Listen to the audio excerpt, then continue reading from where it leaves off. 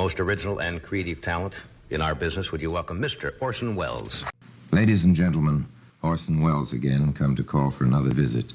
Good evening. This is Orson Welles. Stay tuned. Right after this episode. For our discussion. This is Orson Welles speaking, and this is the radio program that gives you a radio if you give us a letter we can use. This being a program of opinion, we'd like yours as well as mine. We'll get to that in just a minute. One of these days, you're going to want a fine modern radio set or combination radio phonograph. You'll want it to have all the latest developments in radio. You'll want it to have the name of a manufacturer that has earned a reputation for building good radios. This is why we want you to know about Lear Incorporated and Lear Radios. The name Lear has been on the finest types of radios since 1930. They are aircraft radios, and Lear has become known as the name men fly by. Now Lear is applying that experience in radio design and skill in manufacture to the building of home radios. And as you would expect, they are as fine, as dependable, as high in quality as Lear knows how to make them. They have all the newest developments. One is the Lear tape recorder, an astonishing new way to make recordings.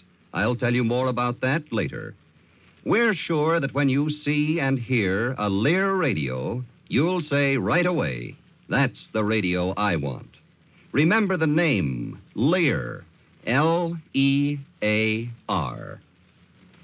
And now back to Orson Welles. It just happens I don't endorse things, not in paid advertisements, not for money or publicity or even for the fun of it.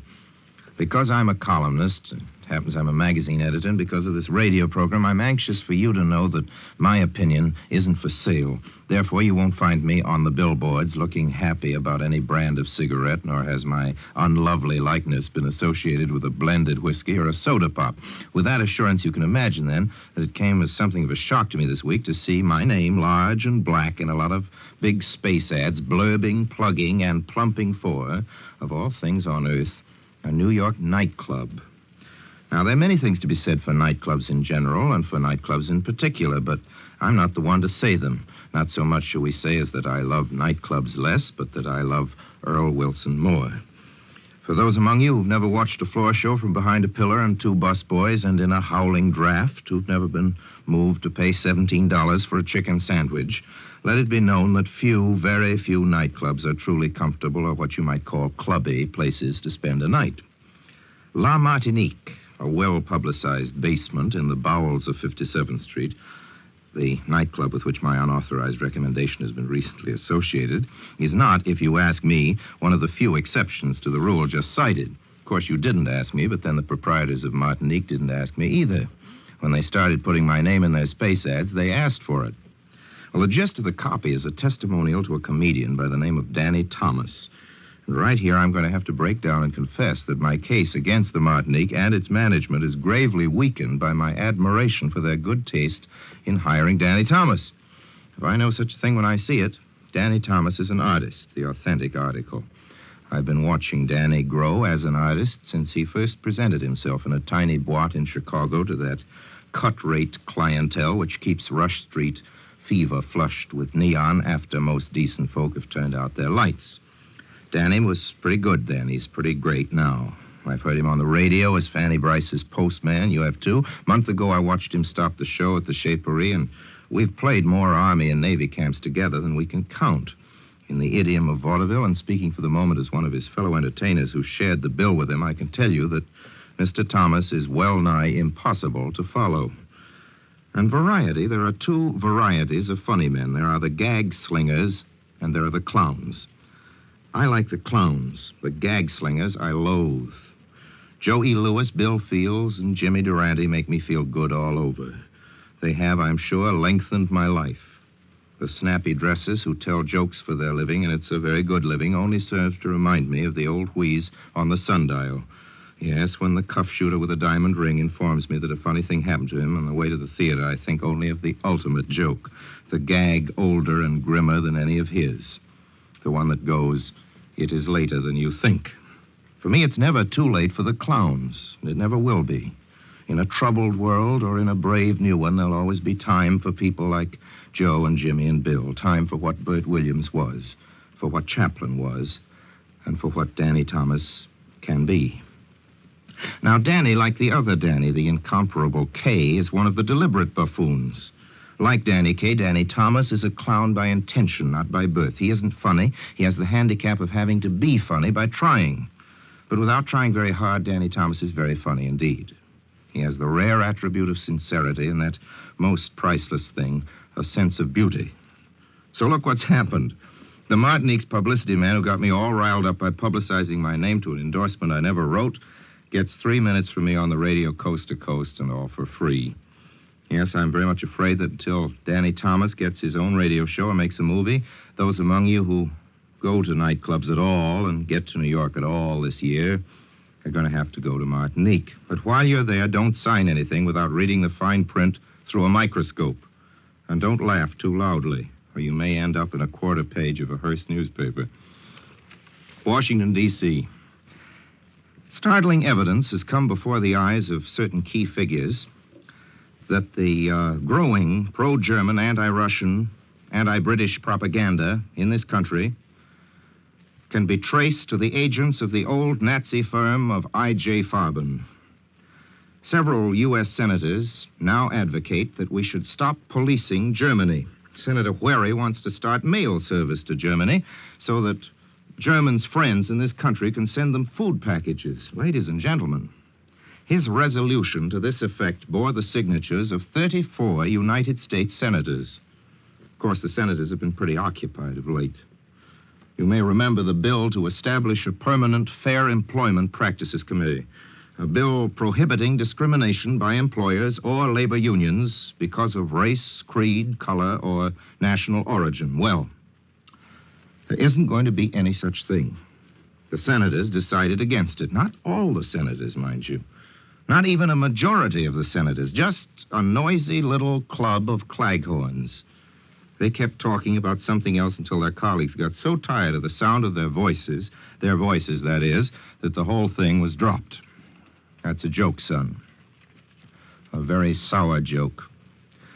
Claude Pepper called me up from Washington the other day. He didn't like what I had to say about him last week on the radio. I didn't like saying it. But the senator from Florida is a fully accredited progressive, and he sounded awful like an old-line Southern Democrat when he spoke out against the FEPC. Claude assured me he was against the filibuster, and I told him I'd say so on this program. Claude Pepper was against the filibuster. There, I said it. But Claude Pepper was also against a bill designed to end discrimination. If he wants to say why he was against it, I'd be more than glad to report that. And I hereby extend him the privileges of this program. Senator Pepper had a fine record up to now, and it would be a privilege to help keep that record straight. Well, today's radio goes to Rosemary and Richard Robinson, who live in Paso Grill, Florida. They get a 5-tube table model made by the Lear people for this letter, which I'm going to read you now, dear Mr. Wells. We are sick to death of men of patent habits, puny, mean with self-interest, which in fact is never truly self-interest, for we must certainly have learned by now our own good is a boomerang, going out and coming back, encircling all men, including their lifetime, their hunger, their weakness, their ignorance. It is time to behave as we pretend we are, generously, with compassion for all mankind, and in the interest of all the people. It is time to make war on evil here at home, to unseat the average, the social, political manager man who is bought with bribes or threats, the sing-song of whiskey, the silky women. It is cheap. Let us feel our disgust. Let us fire volleys of criticism and demand on them. Let us seek men of quality, integrity. Then let them feel the heat of our hope and hear the furious wish in our souls for truth. In reading last evening, we found this poetry by Joseph Auslander, which was new to us. It seems quite able to speak for itself. And here, ladies and gentlemen, is the poem. Abraham Lincoln was 10 feet tall. He would straddle the mountains in one stride. The shout of the wind and waterfall would pound at his heart and open it wide. Abraham Lincoln was wilderness bred. The cliff and the cloud went into his bone. There were blood and tears in the words he said. He wept for the world, and he wept alone. Abraham Lincoln wore a stovepipe hat that brushed the stars down where he walked. His eyes were terrible to look at.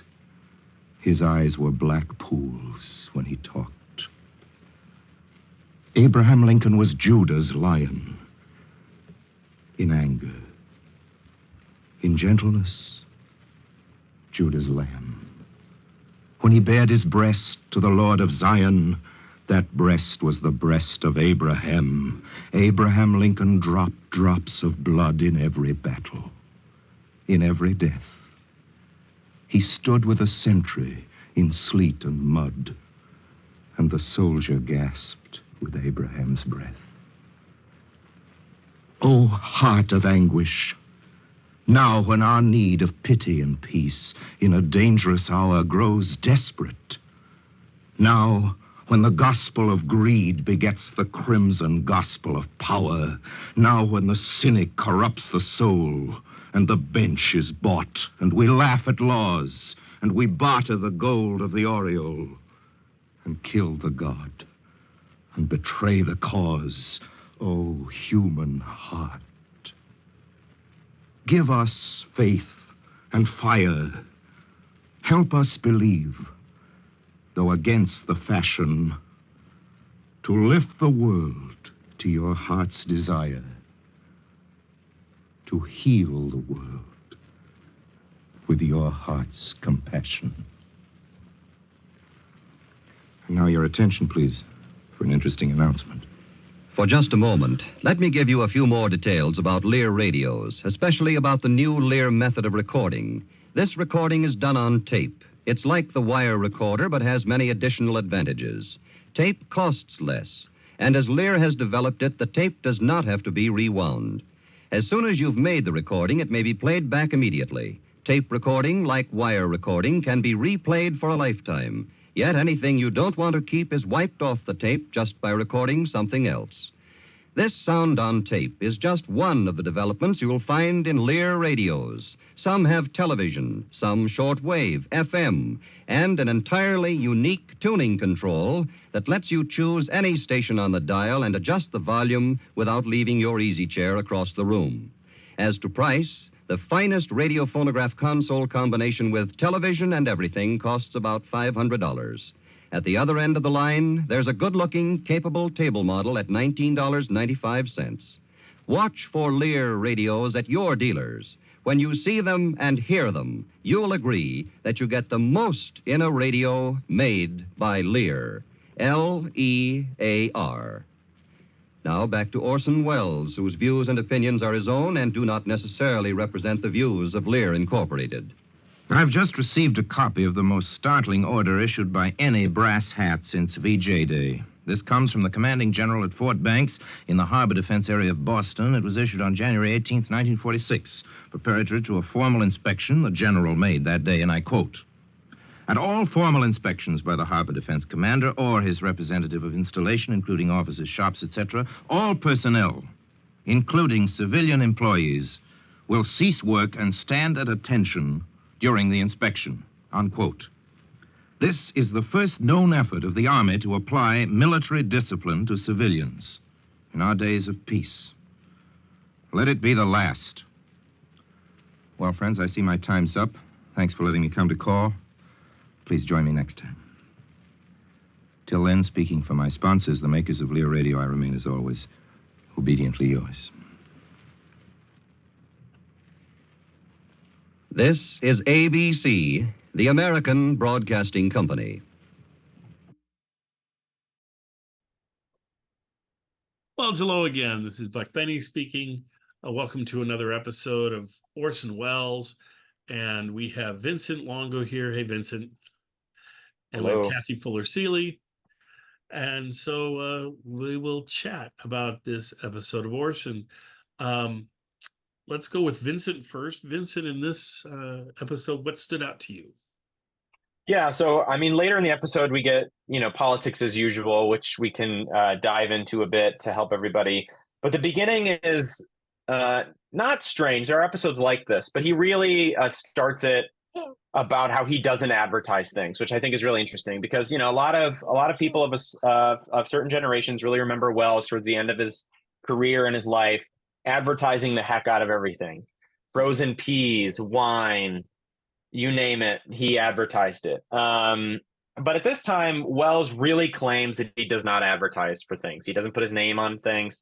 I think one is that's perhaps an indication of where his career is at. Even though he's not doing a lot of things in the sort of Wellesian sense, he seems to be doing well enough that he's like, I'm doing the radio show. I've done politics. I have a play I'm working on. I just did a movie. Like, things are fine. And so he's sort of saying one thing is like, hey, I'm good. I don't need to do that. I don't need to sell myself, which he becomes fine doing later. But B, I think I think he wants to seem impartial. He wants to seem like he can't be bought because that's like his number one thing that he argues against, including this episode in politics. And so he's like, listen, I'm not swayed. This is not an advertised show other than Lear Radio.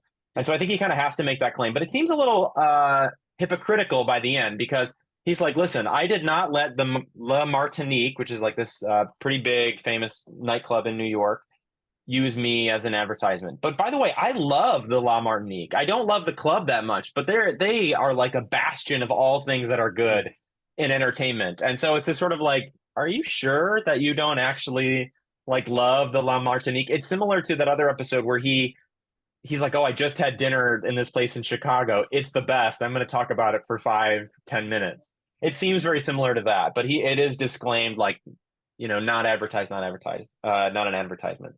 There's a couple things that I want to mention here. A couple things that I think might be helpful.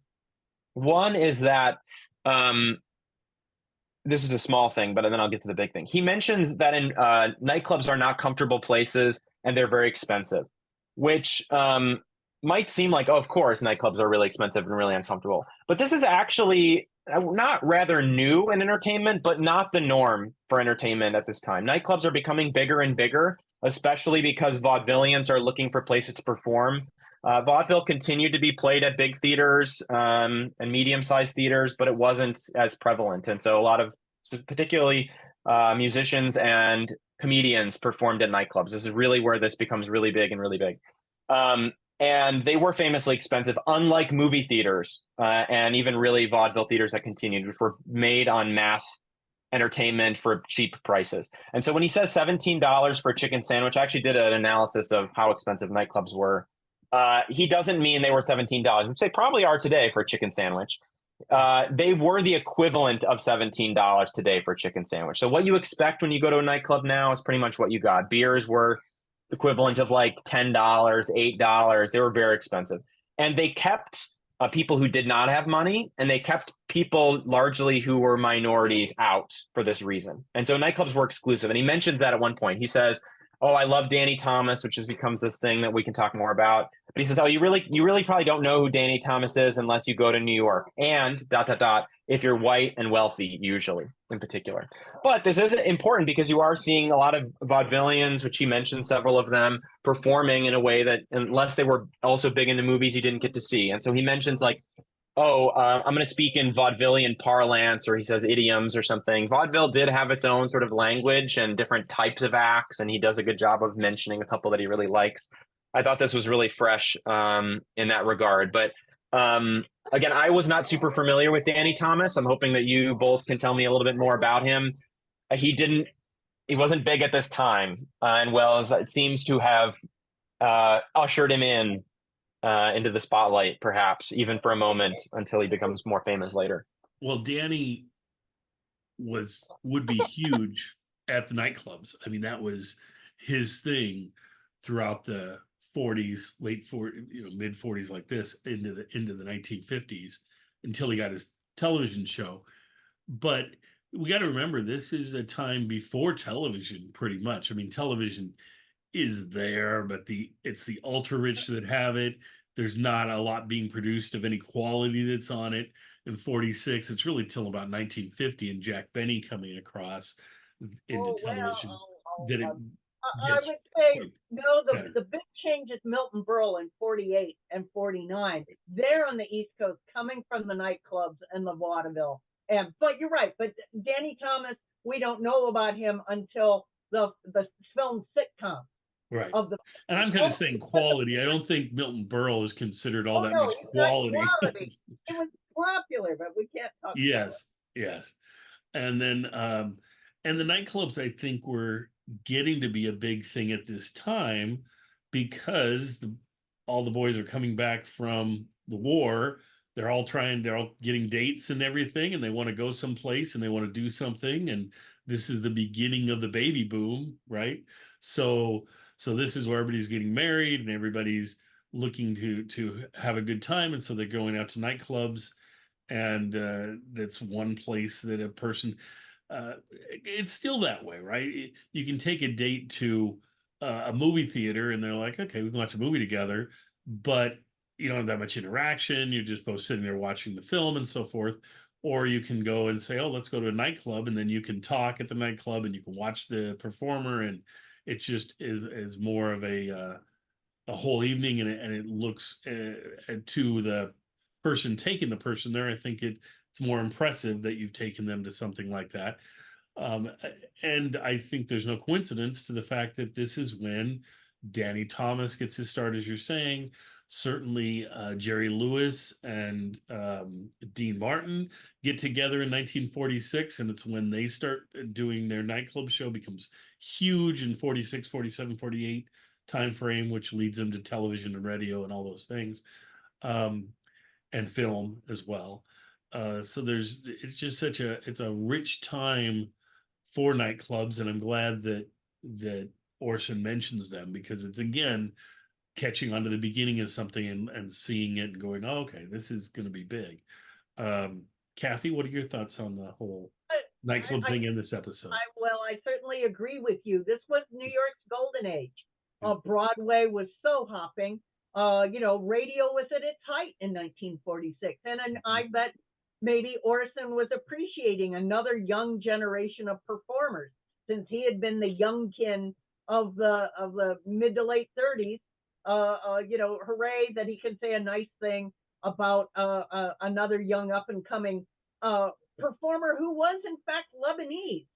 So despite his anglicized name, here were new ways for comedian performers who were Jewish or Eastern European or this or that to be able to start to make the scene. I was interested in his judgments, that he really liked the clown vaudevillians rather than the gag men, and that's indeed where if you want to put down Milton Berle, and I'll totally agree with that, one of those sort of dull gag men.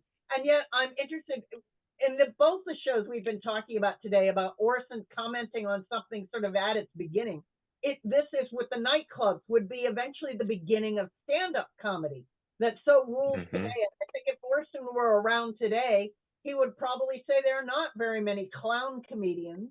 And maybe he would say that some of the freshest voices are the stand-up comedians. And as I said, I like to talk to my students about, there really wasn't stand-up comedy as we know it at this time. It is just starting to come out in this incubator of the nightclub. And so it's so interesting to see something at its beginning. Well, and so much of the entertainers that, like your Danny Thomases, they would tell jokes. It wouldn't be necessarily stand-up, but they'd usually, a performer would tell jokes. They might sing if they could sing. Danny Thomas was one of those who could sing, and so he could sing as well. But often they would also bring up and have a singer with them. I mean, that's certainly how Dean Martin, Jerry Lewis started. Jerry was there for the comedy. Dean was there for the singing. And then they just started to joke around together.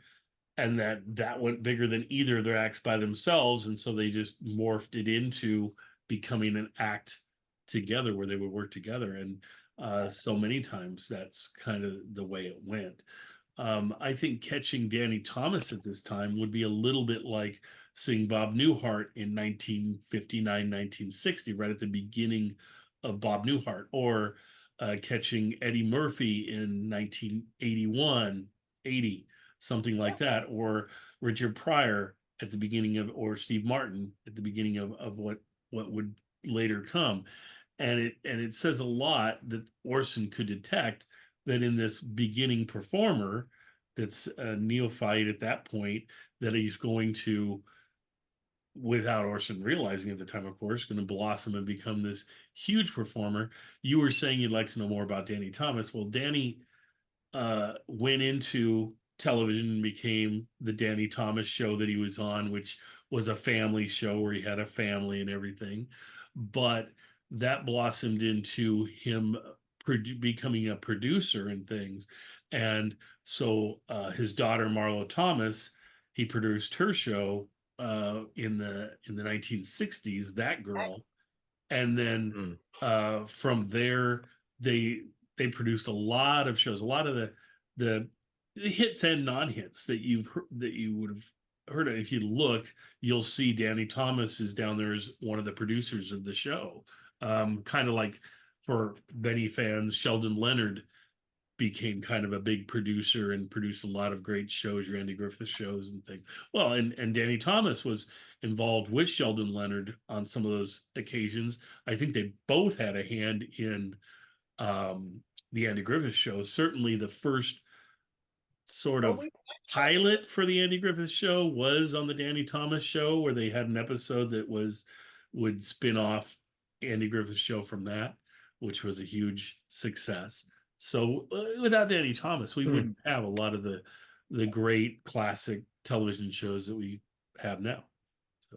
Interesting. Yeah, I that's interesting to me. That makes sense. I'll say two things. One, Wells was really interested in categorizing people as clowns or gag slingers, he says.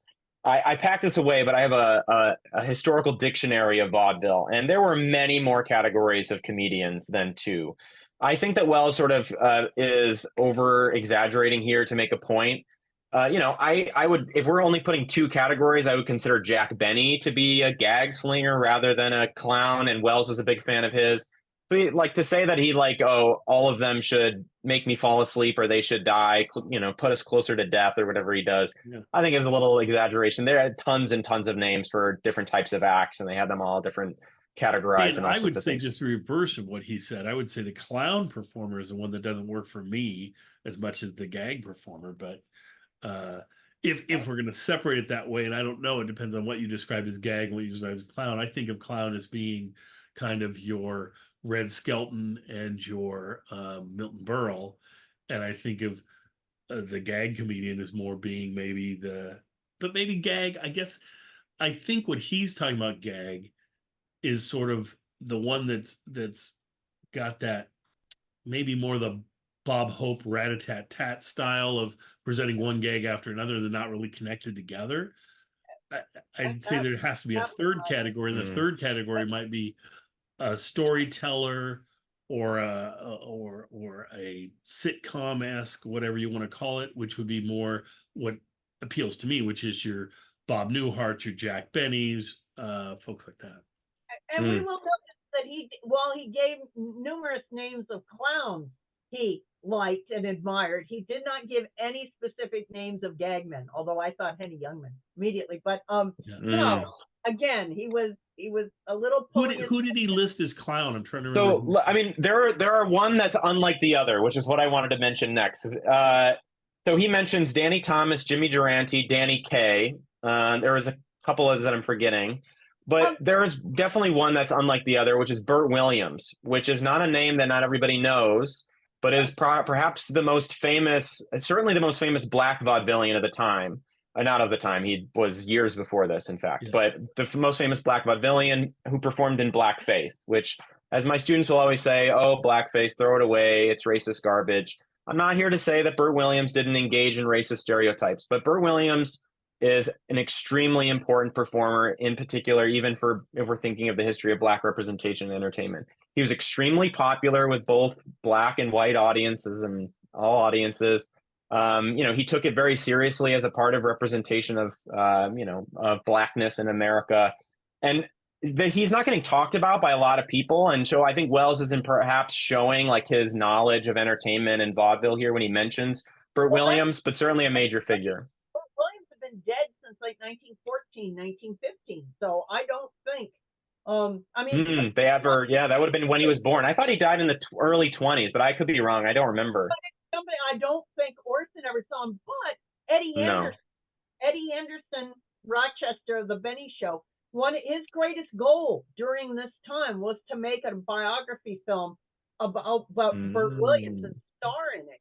So there's yet another sort of link to all the information going on in his head. So too bad that never happened. But also, I mean, I think a Black man doing blackface is a little different than a white person doing blackface, for sure. Sure. And it was probably the only way it was going to work. He couldn't be a Richard Pryor back in 1915, 1920. The only way to pull it off was to do blackface. It would be interesting to see if in his career, if he, after he got bigger, did he lighten up on the blackface, or did it stay just as prevalent? It was like a kabuki mask for him. Yeah. And he would talk about it. He died in 1922. So, so it was still Wells was 6 or 7 or something. Yeah. But he was appearing like in Ziegfeld Follies. So he was really, big, but indeed he'd been gone for a while. But how nice. But as I said, I know that Orson was talking a lot with Eddie Anderson at this point, sort of pushing why couldn't Eddie go on the USO tours with Jack Benny and things like that. Right. So it was in the air. Well, also, is unfortunate with him passing. I don't know if he was fairly young when he passed or not. Yeah. But it's, for us, it makes it hard to get any information about him firsthand, in that there'd be that was before talkies, and before radio. So you essentially had no recordable medium to have him on. You had silent films that he could be in and things, but that, but is that going to carry? It's really hard to get a full impression of someone from something where you can't hear their voice, where you only see their acting. Now, some of them did amazing things, of course, in that realm, Charlie Chaplin's and so forth. But he does mention Charlie Chaplin too. That's another one. Yep. Yep. And he's in this transition time too. This is before TV existed and things. I mean, it's starting, but he really only has radio and vaudeville and film to go on. Yeah. Right. I believe another name he mentioned was Burt Lahr, who you know as the Cowardly Lion, but who had an amazing New York stage career. So. Well, and so all those characters, it's so interesting because each person that they had on Wizard of Oz had a separate. I mean, people, they get so associated with that character, but certainly Haley had radio shows that he was in for a number of years, and certainly other films. Lahr was on. Lahr, you get a lot of good stuff on the radios. He was on. Let me think. I'm trying to remember the show. It was the show with Charlie McCarthy, Edgar Bergen. It wasn't the Edgar Bergen show, but it was the Chase and Sanborn hour. He was on there because in an hour you had enough time to present multiple. Usually they had 2 comic acts, and so it would be Charlie McCarthy and Edgar Bergen, and then it'd also be Burt Lahr, and then after Burt Lahr, I think it would Abbott and Costello were on there for a while. So you get these actors that do so much more, and it's always strange in that as you start getting into radio and listen to radio, you get a different impression from people that you you don't get if they didn't do too many films, especially if they did a bunch of shorts. The shorts, people usually haven't seen them, so they get to be solely like Burt Lahr, where you're seeing him as the Cowardly Lion and that's it. Whereas if you had access to the shorts, if you had access and paid attention to radio, you go, oh, you get a more full-blown look at somebody. Right. It just, you're right. One of the many things we always praise these commentaries for is for this moment in time in which indeed there was this whole entertainment world in New York that folks in the middle of Ohio never got to see unless you went to New York once a year to see the shows. So there were the radio, you could broadcast from radio in New York, a huge radio center. Broadway was just so vibrant with so many shows. So there are all these performers Right. that indeed that whose live performances have been sort of lost to us more, and we then all we have are the film ones to focus on. But how interesting, again, in 1946, all these names that Orson could mention, that at least East Coast people or coastal people would have known these names and how well, and this is essentially the only time we could have gotten this show. So I'm so glad we got it when we did, because if it wasn't produced until the early 50s, it would probably be as a 15-minute television show. And it just wouldn't, it'd have to be more centered on entertainment than it is and things. And it couldn't be so much politics and so forth. If you did it any later than the mid 1950s, you certainly wouldn't get in radio, because radio shows like this stopped to exist. So it's just, it had to be kind of where it was, which is 1946. And it's such a beautiful time, like we say, because you're not bogged down with television, because television is just barely starting. You're at the absolute peak of radio. So there's lots to talk about in radio. Politics is interesting. All the war's just over. Atomic bomb is interesting. Atomic bomb is interesting. Yes, all this stuff going on. Yeah. So what an interesting year to have this exist, and so I'm so glad it does. Anything else in this episode we want to cover? I was trying to find that poem about Abraham Lincoln was 10 feet tall. I found it. Did you find it? No, I think I took it off though. Hold on. So the guy's name is Joseph Auslander, Auslander. It's in like a collection of poems about Abraham Lincoln. It just we know that Orson has often spoken of Abraham Lincoln as one of his great symbolic figures to go with Roosevelt, and it just sort of made me think: will we ever think of presidents that way again? Yeah, our president's way too human now, but it doesn't take tincture of time. Although certainly Orson was all about deifying Franklin Roosevelt even during his lifetime. But like I said, it was a beautiful poem. I appreciated it.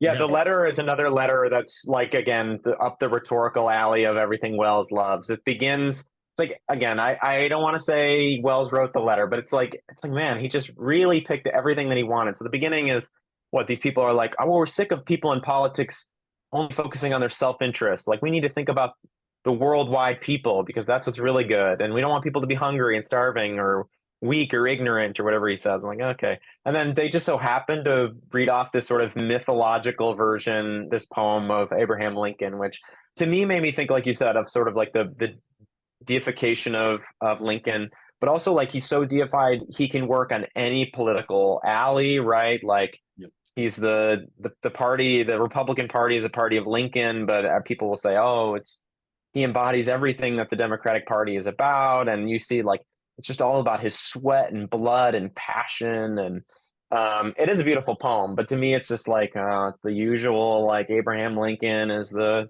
patron saint of presidents and, all that. Yeah. No, agreed. And that's the other piece of this that we talk about, the timing of this, the fact that this series is right after Roosevelt's death. And so he gets a chance to reflect on that. We get to hear his thoughts on the predecessor to the follow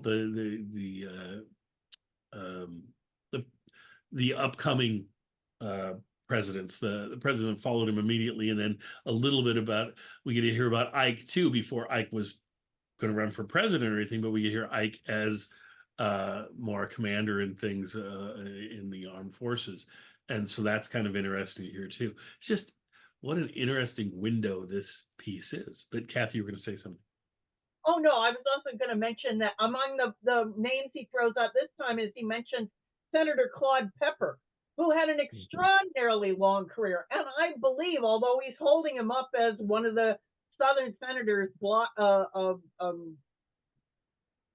trying to prevent or stop this Fair Employment Practices bill, I believe Pepper was one of the first to change his mind, and I mean, and break with the civil rights hating Southern politicians who broke and went to the Republican Party. So Claude Pepper really redeemed himself, and I believe became quite an advocate for environmentalism.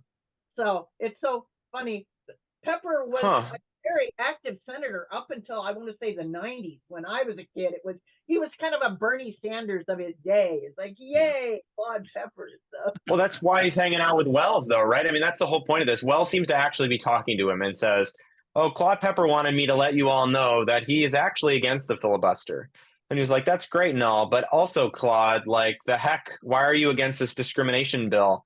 I'm happy to have you come on and say why you're against the discrimination bill. So he seems to be in conversation because he says something like, oh, Claude, last week you sounded like a Southern Democrat. What's going on with that? Like, it does seem to at least be part of this, the conversation he must have been having if he's sort of switching gears, like you mentioned. That's, I did notice that as well. I like that. For all the names, the Truman advisors who have been forgotten by time, it's interesting to see a name pop out that who did have a later history, a long history in government. So the last thing I wanted to mention was about a small thing that he mentions, but I think it's another recurring theme in American history, is about American policing in other countries. So, he mentions, Wells is afraid that fascism is going to pop up, particularly in Germany, but other places as well. And he says, there's already rumblings of Americans wanting to get out of Germany to stop policing Germany. And he says, we can't do that. We need to stop that. I'm not here to say that is the right move. I mean, American occupations in Germany and Japan are deeply complicated and problematic in history. But Wells certainly is in support of it because he's afraid if we leave, fascism, terrorism is going to pop up. And we have seen examples of that in recent times, of really debauched, horrible ways to leave a place when you've been there probably too long. But they did not listen. They did not change their mind. And I think there was American occupation until 1952. So we do have a longer history. It did not lead to them leaving Germany as Wells thought might happen at this point. Well, and I think as a president, the lesson you get now from history is, I guess, never leave, because when you leave, it always is a mess. And so if you don't leave, you just draw down the number of troops to very, very low, but don't leave entirely, then it looks better for you, which is sad. I mean, it needs to be, you either need to leave or not leave, just best on what's best for the situation. But I just have real trouble seeing anybody wanting to leave anything after this last, leaving Afghanistan was such a mess, and leaving Vietnam was a mess. I mean, it's, yeah. Didn't they leave Germany when it split? Isn't that the beginning of West Germany, East Germany? Isn't that connected? Or I can't remember. That happened the day the war ended. Occupation. Oh, okay, yeah. The Russians had come in from the east, while the Allies, the other British and Americans, were coming in from the west. And Berlin, unfortunately, the capital of Germany, was deep into East German territory. Yes. And so that would lead in 1948 to the Berlin airlift and all. So let's just say Germany was kind of 0.0 here for how are we going to stop World War III? how are we indeed going to deal with our enemies? And Orson is saying, why are you letting the British people starve while we're taking care of the Germans? But it was restructuring the German economy that perhaps prevented fascism from coming back. So indeed, very complicated, and who knows? Right. So, Right. Yeah. All right. Well, we'll let it go there, and hope let our everybody guy enjoyed the let show. our guy have a nap. He's been so good. Yes, he's been great. So we will see you folks next time.